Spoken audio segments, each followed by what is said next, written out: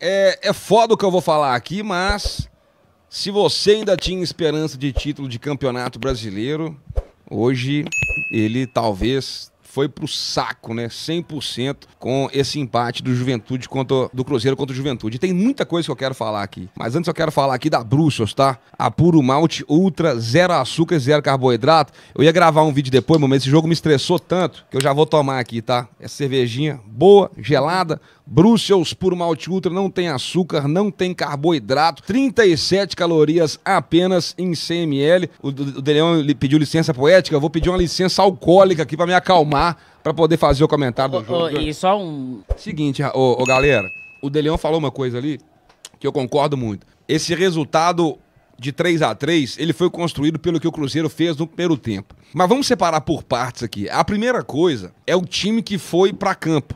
A gente já sabia que o Cruzeiro hoje não tinha o Matheus Pereira, que o Cruzeiro não tinha o Christian, que o Cruzeiro não tinha o Arroio. Quem mais? Não tinha o Wallace, não tinha o Eduardo. Sim. Então tinham poucas opções. E eu acho que o Leonardo Jardim, ele é um técnico muito coerente nas escolhas dele. Sempre quando eu faço algum questionamento pro Jardim, geralmente é mais na questão ali dele demorar para mexer nas alterações. Só que hoje eu não entendi. E eu gosto do Matheus Henrique, eu acho o Matheus Henrique um bom jogador, ele tá voltando de lesão agora, e acho que ele vai continuar sendo importante pro Cruzeiro. Só que o Matheus Henrique, ele tava voltando de lesão, e ele foi liberado, foi na segunda-feira, né? Não é isso? Foi segunda-feira ele voltou. Segunda-feira agora, gente, que o Matheus Henrique voltou, depois da lesão, voltou a treinar com o grupo. E ele começou jogando, sabe? E o Japa, que já vem treinando há mais tempo, inclusive teve uma outra oportunidade que entrou bem, inclusive foi elogiado pelo Cássio no pós-jogo lá no banco de reservas, ficou no banco. Aí eu já não gostei, tá? Porque a gente pede aqui oportunidade pra categoria de base e tal, e o Matheus Henrique, volta a dizer, acho que ele vai colaborar muito ainda, mas tá pesado, tá sem ritmo, tá fora de jogo. Acho que o Cruzeiro ganharia mais velocidade, ganharia um pouco mais de dinâmica se o Japa já tivesse começado jogando. Hoje é aquela partida que é difícil você não individualizar, porque nós tivemos jogadores que estavam num nível absurdamente abaixo do que o normal, tá?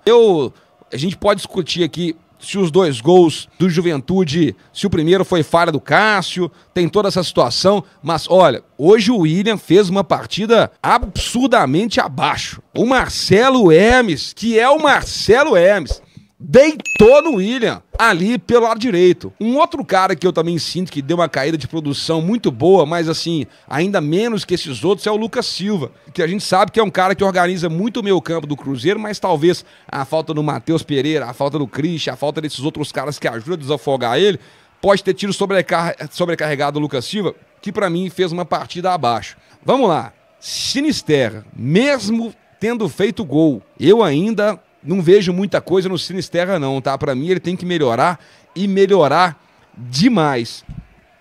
Agora eu quero falar do Gabigol, cara.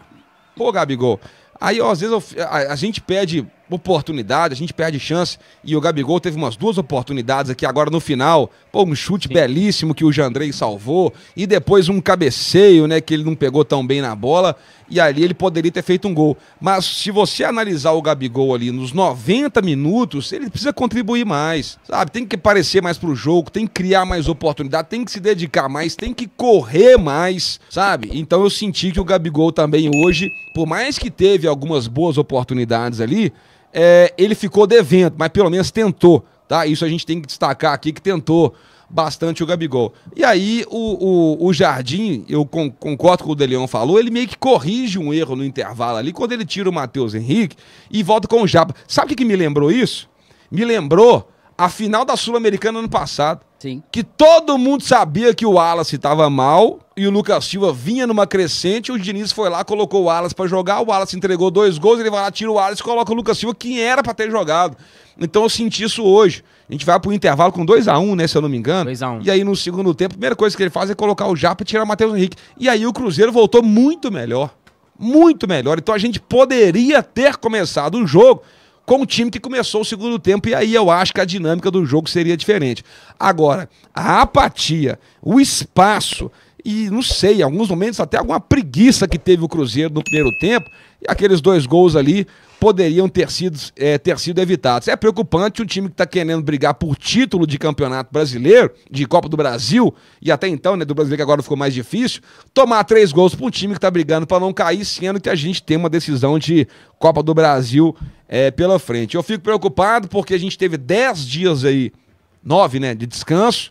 A Copa do Brasil está chegando cada vez mais e o rendimento do Cruzeiro ele vem pouco a pouco caindo.